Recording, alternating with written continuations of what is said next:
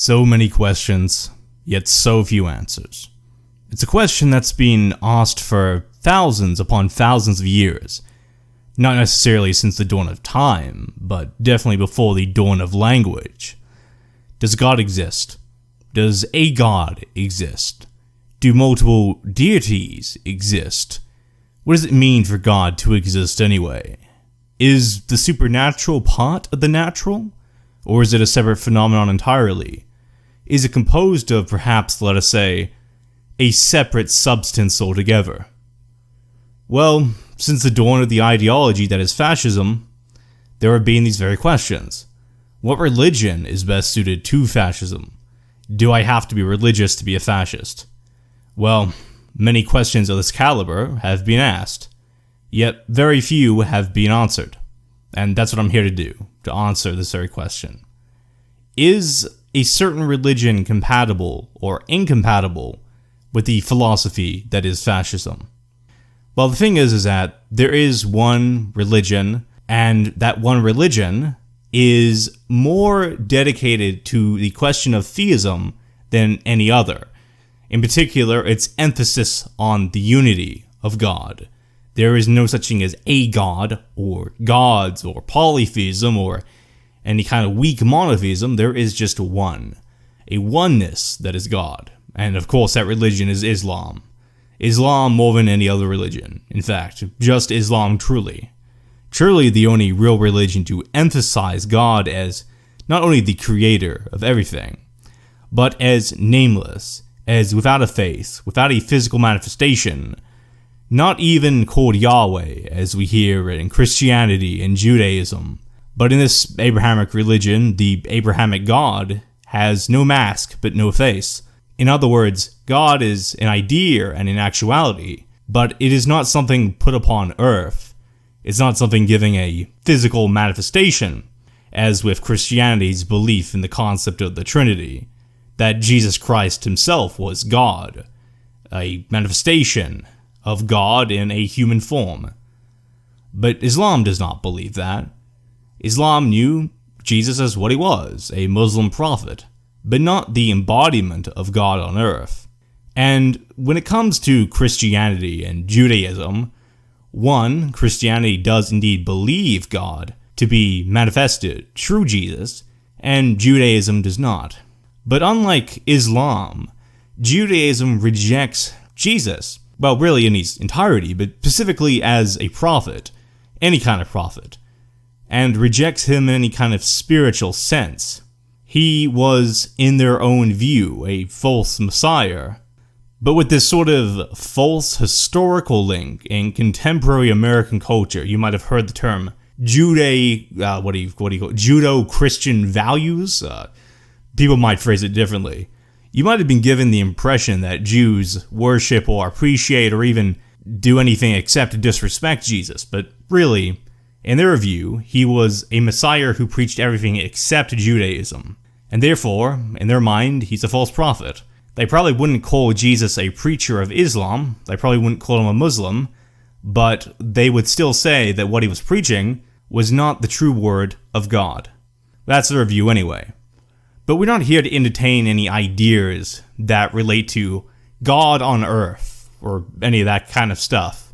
Made up stuff. We're here to talk about something that is predating, something that came way before, something that was in the minds and the hearts of people far, far before Jesus, which is of course what Islam itself claims, that there are 25 prophets.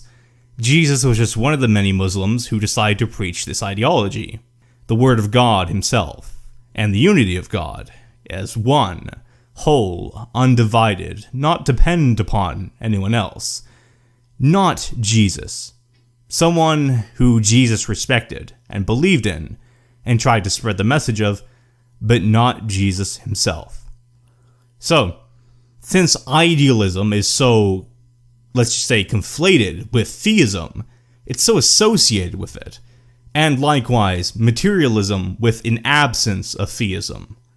The belief that the world, existing only because of matter, not consciousness, would, in a sense, sort of refute any idealistic notions of God. Well, what is an idealistic notion of God. That's a notion of God as not being dependent upon matter, existing before matter, and being able to exist without matter, even if all matter in the universe were to fade. Islam states that God would still exist, as he had existed prior to the formation of matter. In fact, matter and particles and atoms and quarks and everything else, it's simply the production of God. God chose to bring it all into existence, and God can choose to end it. That's the thing. There is this consistent belief in Islam that there is no such thing as a materialist conception of God. Why is this? Well, because God in Islam is described as all-powerful, all-knowing, creator of the past, creator of the future, eternity, knowing everything, every little slice and ounce and inch of existence, all the people within it, everything that could happen, everything that has happened, will happen. And to say that matter is the thing which makes everything exist, that would imply that God is inferior to matter. That matter could exist without God, that matter is more important than God. Indeed, a materialist conception of history, and by extension the universe, would state that God came into it later, that God is composed of matter. But that's not true. Not only is God not dependent upon matter in Islamic thought, but God is not matter. He's not composed of anything at all, except maybe himself. He's just himself. You ask what's in God, well, God is a thing in himself, and that's all he's ever been. He created matter, he spawned it, he brought it forth into the universe, into any amount of universes that could possibly exist in the multiverse, or whatever you personally believe in that regard. So really, whatever it is, God came before it, and God sustains it. If God were to suddenly stop existing, nothing would exist. But God can't suddenly stop existing, because God is what everything has ever been, what it ever will be, what it ever can be. And that's it. There's nothing external to this, it's just God. And so in this true unity of God, there can't possibly be a material conception of him, as we see with Christianity, for example. The Trinity holds that Jesus Christ himself was God. But God is so superior to everything, he can't possibly be Jesus. Islam mentions that God is flawless. He hasn't a single sin, not a single haram act. He is perfect, and is one. Jesus himself was a noble man, as Islam recognizes, but it does recognize him as just that, a man, a human being, a mortal, someone who is bound to the physical laws of the cosmos. And in truth, Jesus did not have hindsight, or mind-reading abilities, or the ability to create things of his own consciousness that would materialize in actuality, even indirectly. No, he was bound by the same laws as all other human beings, who are bound indeed by the word and the laws and the actions of God, and God's imagination, for he is in itself imagination. Jesus could not predict the future, and if he did, he would be able to save himself from all the persecution he faced. Yes, Muslims do not believe that Jesus was crucified, but he still was prosecuted to a large extent. If Jesus was God, well, we know that there would be Islam on earth. Every single person would be a Muslim. But we know that Jesus was not God. We know that. And Jesus did not have the ability of God, the ability to predict the future, the ability to know whether the apples in a tree far away were fresh or rotten. He did not have that kind of foretold knowledge. And that's the thing, right? God cannot manifest in different forms. He can only send down angels or talk to people telepathically about what he wants them to do, about the word he wants them to spread. And this is of course why the angel Gabriel came to the Prophet Muhammad, peace and God's blessings be upon him. But God did not directly come to Muhammad. No, he had to send a messenger for the messenger. So God does not appear on earth in any way. And God is something so abstract, so bodiless, so esoteric and incomprehensible to the human mind. Materialism nor idealism could truly claim him. Us human beings don't have the imaginations to generate God.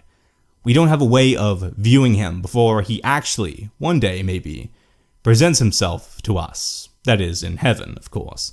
He doesn't have what we have. We don't have what he has. And that's because Islam posits that God and everything that is not God is created and exists from different substances. God existed before anything else, and he's composed of himself, but all other things are composed of matter. But God is not. Yet God exists before matter. You see, that's because what Islam is trying to say and is saying and has been saying is that God is separate from the rest of the world. Two substances, two different existences. We're made of matter, but the matter we're made out of only exists because of consciousness. And that is one consciousness, the consciousness of God. Yes, and none other. You see, fascism is this ideology that envisions a true democracy. That's democracy with a dictatorship, ironically enough, but the way of viewing it is that in the populist sort of society that's based upon by the people, for the people, that espouses this nationalistic identity, and the importance of the spiritual nation state and so on and so on. It is of the belief that our minds, the minds of human beings, all of us collectively and equally, have the ability to change the landscapes around us. That is the idealism of Giovanni Gentili, specifically actual idealism. And that idealism, that's what it's called, as I said, is promoting this idea that I have the ability to bring forth whatever I will, as long as it's in the context of a democracy. If most people believe in it, that's the truth. We believe in things which are true. We don't believe in things which aren't true. Reality and truth is indeed determined by the people, And that's why truth, it looks a little different based upon the nation. If you're living in Italy, for example, then the consciousness creates sort of a national mythos and way of life and a way of feeling and thinking and seeing and all this kind of perception. But it's different from the consciousness of Portugal, the consciousness of Somalia, the consciousness of Nigeria, and the consciousness of all these other countries, because that's a consciousness that is so different due to the policies and the dictatorship and the duce and everything in between, that it creates a separate realm. And that's what I mean, that's what fascism means, when it explicitly specifies spiritual nationalism, not a material nationalism, not a nationalism where, the nation creates the people. No, where the people have to create the nation. And the state creates the nation, so the only way to actually go about this is if people through true democracy, their imaginations combined, create the state creates the nation. And thus their consciousness is severed from the rest of the world. That's the whole point of nationalism, a certain kind of pluralism, a distinction between other countries, other continents, and so forth. Other people who live in different places all over the world. And the thing is that Islam is of the belief, fundamentally, that only God can determine a truth. Only God can make change. There's only one consciousness. And that consciousness is composed of a material separate from the consciousnesses that we have, from our existence. You see, here's the thing. If our minds were the determining factor for change, then Islam would not promote prayer. It would not promote praying to God, because whether or not we conceived a God existing, we even knew the concept of theism, or anything similar, all we would need to do is to think a certain thing, to truly believe, have conviction, and that thing would become a reality. Our consciousness would spawn all the materially appearing phenomena. Yes, there is the illusion in idealist thought that there is a material universe, but really, in idealism, matter is just a byproduct of imagination. But whose imagination is the real philosophical question? Not just of our age, but of any age when God has first been conceived. So, I really have to ask this question. Yes, praying, whether it's 5 times a day, or a few times a week, or a few times a month even, who knows what frequency. You can pray 50 times a day if you want. But Islam does promote prayer and praying. And God says only through these direct acts, only through praying, whether it's to the angels or to the past prophets who once roamed the earth, or indeed to God, because that's the only one you're actually supposed to pray to. Really just God, actually. I should have... Anyway, the point is that only through praying to God can God themselves, with all the power, actually change the world. only do they have the power and the impact and the grasp upon the universe and how many universes there might be to actually change what we're seeing.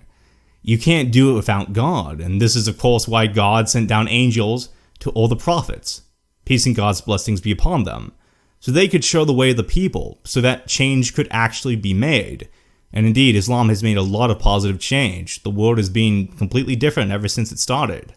Well, it's always really started, but, I mean the growth that we're seeing. The 2 billion Muslims alive today. And the truth being told is that only more people are going to convert because they believe this is the only real way to change the world.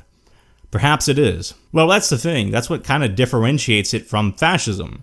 We always picture fascism to be this very highly religiously fundamentalist ideology. In some cases, theocratic. The Phalange, for example, in Spain. That was a theocracy. A Catholic theocracy, actually. And the thing is that, obviously Islam and Christianity and yada yada yada, the Abrahamic religions have had some kind of intersection with fascism. Most notably, there was actually an overrepresentation of Jews, I think by 200% in the National Fascist Party. Well, maybe I'm misidentifying the party, but it was the party that governed Italy, and it was a fascist party, and it was under Mussolini's rule, and there was an overrepresentation of Jews there, and you know what, yes, that it does mean religious Jews, not just a racial thing. And it was also true that Giovanni Gentili himself, the philosopher, was very much surrounded by Jews, and, other philosophers who were Jewish, both religiously and ancestrally. And there was actually, contrary to popular belief, quite a large Jewish impact in fascist Italy, but not necessarily on foot. In fact, if you read Giovanni's writings, you'll know that Catholicism comes up very rarely. Believe it or not, fascism, that is true, genuine fascism, isn't that obsessed with religion. Well, that's because, and I know this is a shocker to some people, fascism was actually intended to replace religion. Not just organized religion, but whatever beliefs people had. There was a syncretic sort of picking and plucking of certain elements from different religions, monotheistic and polytheistic, from Hinduism, from Buddhism, Islam, and so on. And yes, that might be, Catholicism to some extent, sure, there's that as well, but not that much. And there was this merging, it was supposed to be the case that fascism would be Italy's own religion, maybe even one day the religion of the world, but they never really took off. That's because, seeing how few people really understood fascism at the time, considering none do today, obviously it's not something that we would expect to take off. But, Giovanni had big ideas. But that didn't mean he wasn't a Catholic. He was a Catholic of a sense. But we have to understand Catholicism, specifically Roman Catholicism in Italy, was more of a cultural thing than it was anything else. It could be so many different things, but it was more of a cultural thing. People appreciated and respected it because it gave Italy a unique national identity and separated it from other countries. Because the consciousness of Christianity was in the minds of the people, Christ conscious, the whole phenomenon of following Christ in the Trinity and yada yada yada. Because of all this importance, it was to separate Italy from the rest of the countries in Europe, over the world, etc. You know exactly why this was. And today we actually see a lot of relics of cultural Christianity in the West. I mean, think of it this way, right? The average Christian in all the Western world, whichever country we're talking about, isn't really practicing, not practicing in any meaningful sense. They just follow Christianity because that's what their fathers did and their mothers did and the whole family tree, right? The history before them. They follow this religion because that matters to them. It's important to them. It's not really that they go out of their way or change anything about their lifestyle to accommodate Christ or anything like that. Or even their own individual, unique, or unpopular Christian conceptions of how the world is supposed to work and people are supposed to act. It's just they celebrate it because it's a cultural phenomenon. Like Christmas or Easter, people who are non-believers, including myself, have celebrated this sort of stuff. Of course, because that's just the nature around us, right? It's just the reality. Many elements of Christianity today are secular. And, sometimes on the internet, you see these far-right dudes, these, nationalist, white nationalists sometimes, racist, who knows, whatever ideology they adhere to, right? They do believe in, adopting Christianity to a country, but they're not, like, religious fundamentalists. They're not really religiously conservative in any manner. Like, they don't even know anything about Christianity, really, right? I've some, like, really basic, surface-level stuff, and they know absolutely nothing about Islam. Which is, of course, why they sometimes criticize it, because they know absolutely nothing about it, right? And that's sort of the deal, right? Is that they want Christianity to be a cultural product of the Western country. They want to be their own. They want a nationalist nation state. And in order to have that, they feel that the best way to unite people is under a common religion. Even if it's not being conservative or traditional or following laws, it is having cultural days, celebrations, artifacts, monuments, Christian culture, whatever that may manifest itself, right? However it manifests itself. But here's the thing, right? So there's like a bunch of things that seem like, oh, well, fascism is incompatible with religion, but it's not necessarily true. It's just, there's as many ways to be Christian as there are Christians. There's as well, and this is something that's said a lot because it's true. Even more fundamental Muslims can agree with this because it's just descriptive language, right? It's just descriptive language. It's not describing what should be. It's not describing what people should believe in. It's just describing what people do believe in, okay? It's just stating what is, not what should be. Is that there are 2 billion ways to be Muslim, right? There are as many ways to be a Muslim as there are Muslims themselves. That's 2 billion, over 2 billion now. And that's exactly the thing. That's why there's no one perception one person should have when talking about a religion or the adherence to the religion or anything like that. It can appear in so many different forms. And there's so many different sects of Islam, so many different subsections and divisions, and the same with really all religions, including the Abrahamic religions, right? And that's so fascinating, isn't it? But fundamentally, right, there can only be one truth. You have to believe in some universal truth, whether it's from an idealistic theist perspective, that God determines the truth and only God's consciousness is valid, or you believe in, the true democracy that Gentili envisioned, that the people of the nation create the realities, and they create prosperity only within their nation by process of voting with their minds. That kind of democracy, a consciousness-based democracy.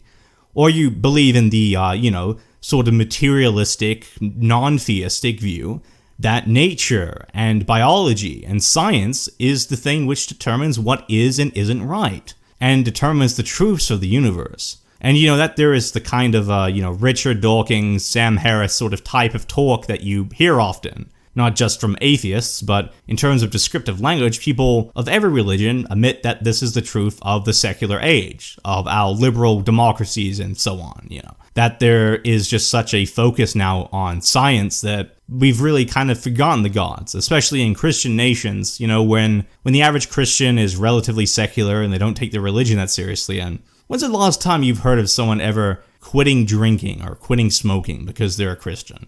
Right, probably never, right? That's my whole point, And so maybe some people who are fascists, or some people in any country of any religion, of an absence of religion, of any race, whatever it may be, whatever the context, they prefer Islam to Christianity, or they prefer Islam to any other religion. Whether it's from a fascist perspective or just any kind of traditional perspective, they prefer it because they want a better world, and they believe that the way of achieving this is modesty and submission and not committing vices. And when we see the amount of vices people are committing, you want them to quit drinking, you want them to quit smoking, you want them to abstain from bad sexual behavior, you want them to see the way of light and want them to be modest and want them to dress modestly and, men and women relations and, yada, yada, yada. You get what I'm trying to say. So, for example, any comments that, historical figures or people who are leaders of nations or political spokespeople or anyone who's a writer or a philosopher or an historian, they might, speak some positive truth about Islam, but that's just because Islam is what motivates people to do these very things, to quit vices, to be modest, etc. And that there is just opportunism, right? If Islam tomorrow were to fall out of this very order, if Muslims were just as non-practicing as Christians, then amongst these very people, these scholars or whoever, there would be no preference for the religion of their own nation. They wouldn't care because they're only using religion as an excuse to get people to do certain things that they already want. They don't even want it done because they're religious. Maybe they're not even religious, but because they've decided through ideology, through thinking, who knows, maybe it's even science, it could be anything, that they want a certain truth, that they want people to quit alcohol and to quit smoking weed and tobacco and doing fucking cocaine and joining gangs, whatever people do nowadays and been doing for hundreds of years. They want to stop these vices, right? And they need something to motivate someone, That's the thing. That's why I'm trying to say that fascism hasn't, and really just far-right ideology in general, with exceptions, like phalangism, right? Like that's a theocracy, that's a Catholic theocracy ideology, have generally not really cared too much about religious faith. Religious faith is just, something you apply opportunistically. It's something you apply when the time is right. It's something you apply for a temporary amount of time as like a band-aid to sort of patch up the wounds of a nation.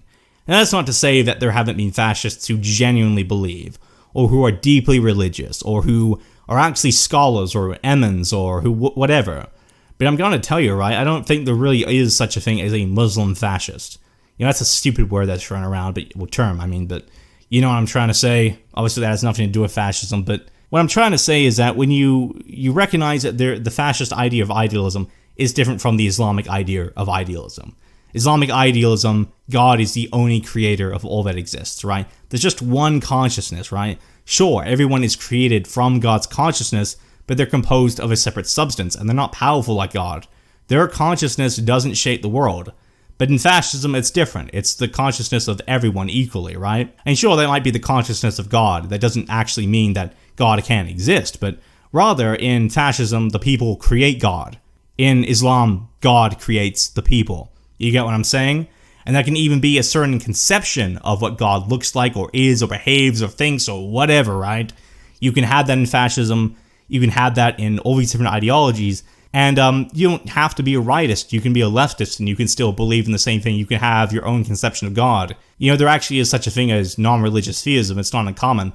I was actually a non-religious theist for most of my life, believe it or not, I didn't subscribe to any religion. I mean, I still don't, but I believed in a God, and that God was whatever I wanted it to be any given month. I would always change it. I would always modify it. I would always be like, there's God is this, or God is going to send me to heaven because I'm the best person in the world. A little bit of my Gnosticism there.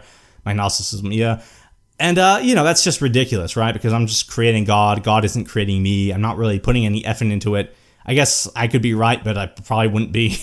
That's just the kind of thing you do when you're a kid. You just have these big aspirations. You're like, well, because something should be the case, therefore it is, and that's just not really how it works. It is idealism in the other sense of idealism.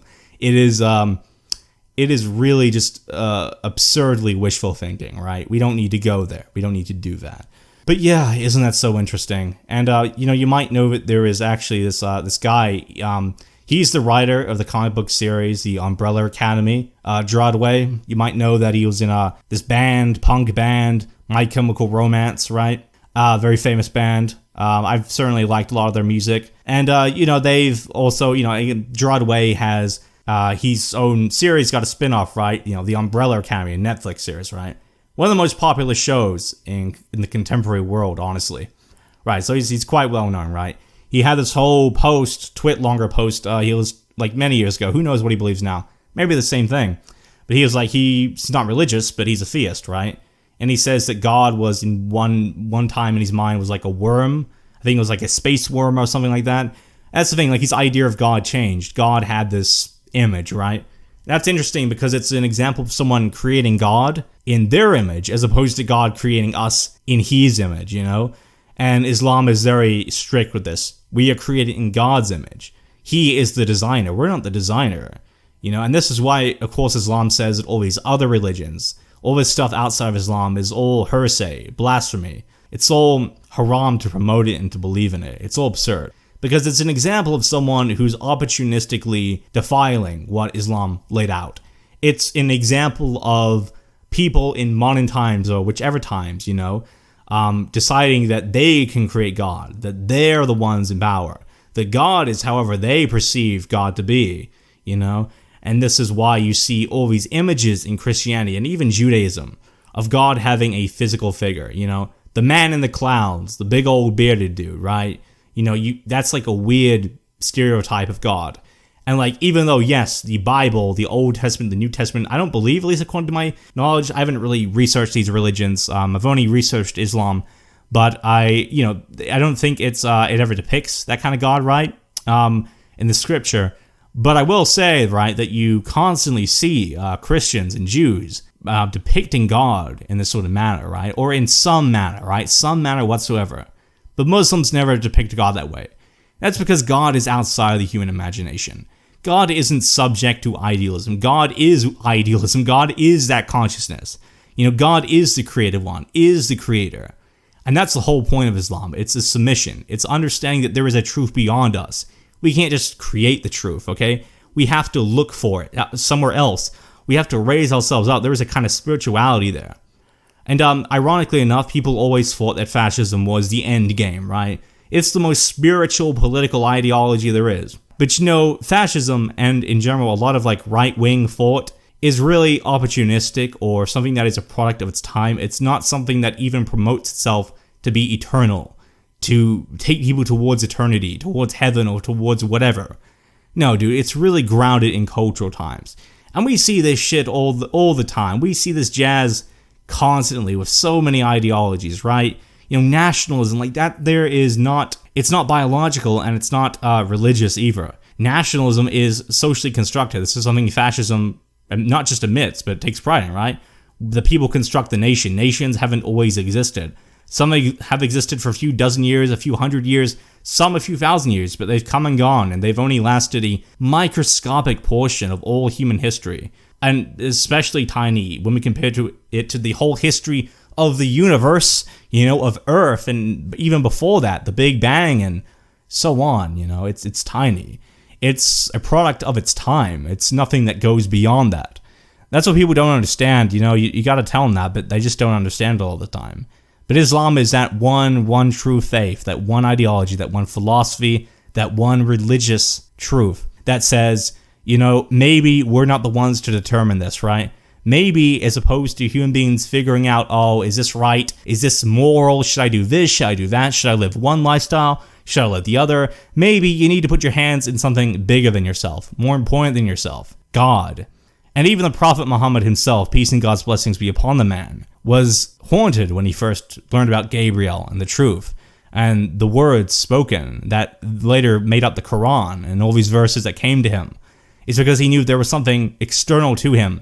There was something bigger than him. And he couldn't be the one to determine the truth. He couldn't be the one to just have his own beliefs.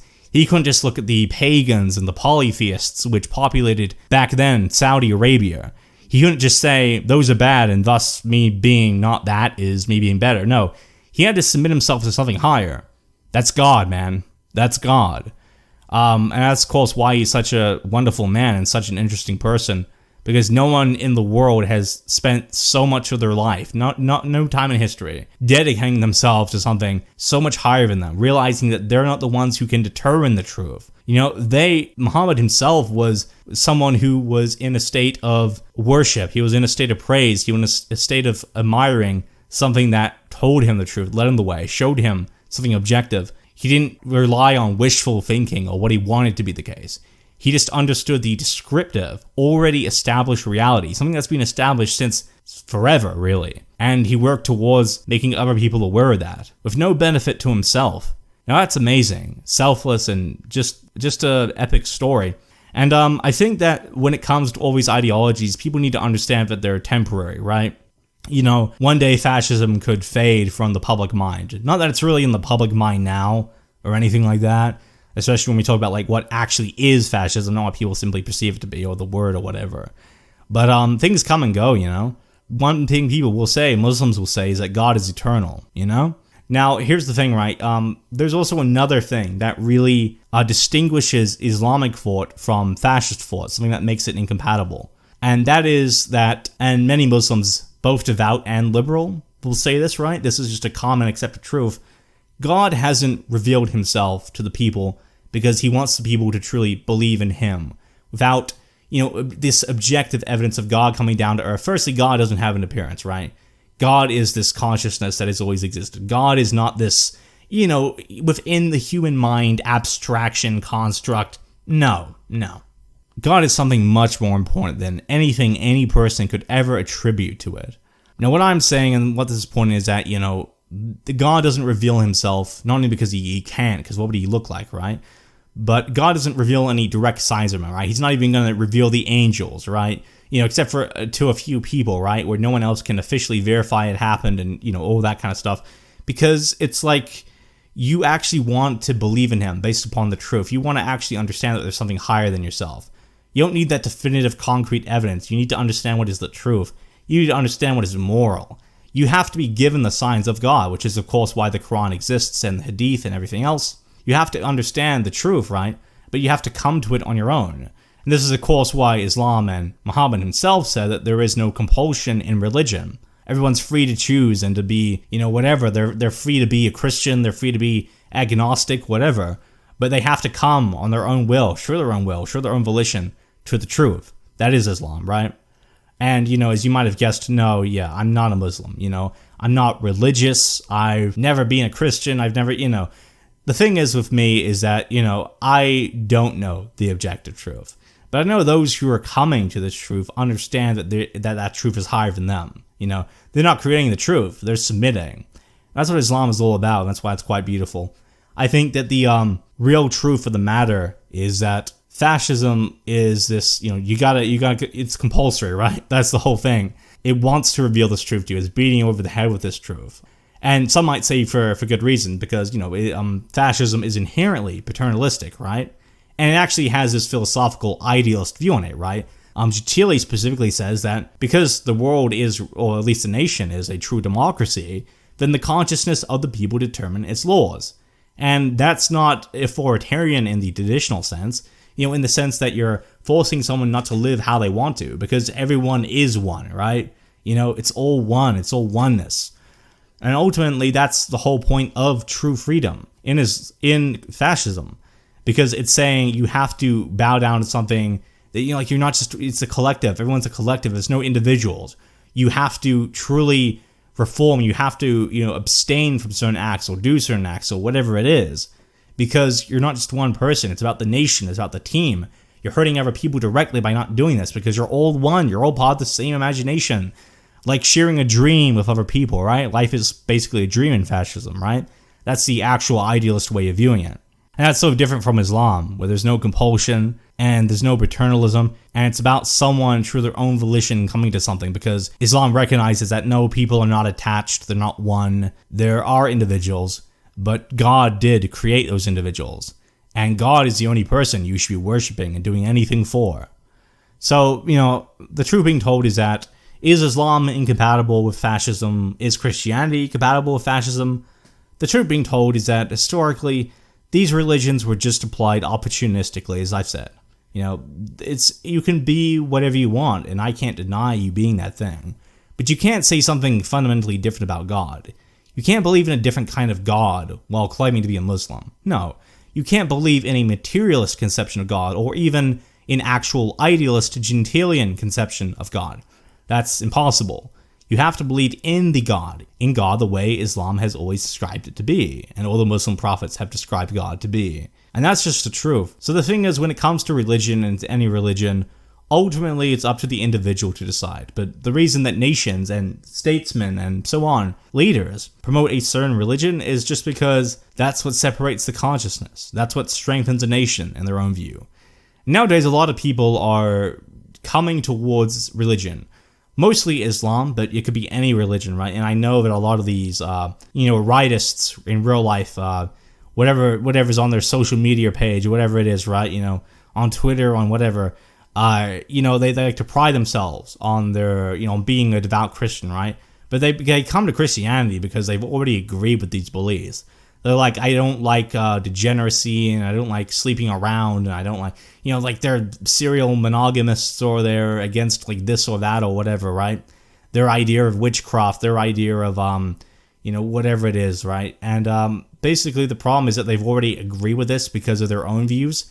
They didn't decide that something might be outside of their own preference, that there's a reality above them. That being God, of course, a truly monotheistic God. And that's exactly the problem, right? You would believe in God, and therefore you would believe in these things because you believe in God, because God has determined them.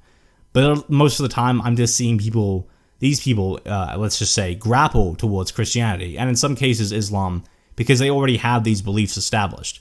That's not how it works, man. And it's always going to be more. You're always going to learn more. And maybe at first glance, you're not comfortable with that. Maybe it's something like, I didn't know this religion promoted this, But maybe you'll come into it and you'll begin to understand it and begin to understand why people think this way and want to live this way and want a different way of life than what we've traditionally experienced, because ultimately they're doing it because of there's something above them, man. There's something more powerful than their own mind, the mind of God, who determines what is right and wrong, halal, haram, etc. Anyway, that's all I had to say, but I hope this has been very informative and interesting. I'm not here to persuade anyone to join anything, or away from religion, or to religion, or whatever really. I mean, I've only seen positive things of people converting to Islam. That's just the truth. What I'm going to tell you, though, is that for those who are interested in fascism, you shouldn't modify your religious beliefs or change them or whatever. You just gotta understand the basis. There are fundamentals. Whatever is good for the nation is good for the nation. It's good for the people, it's good for the ideology, it's good for the truth. But maybe, though, you like, just as certain people, fascists or otherwise, take certain elements from Islam, maybe other religions, right?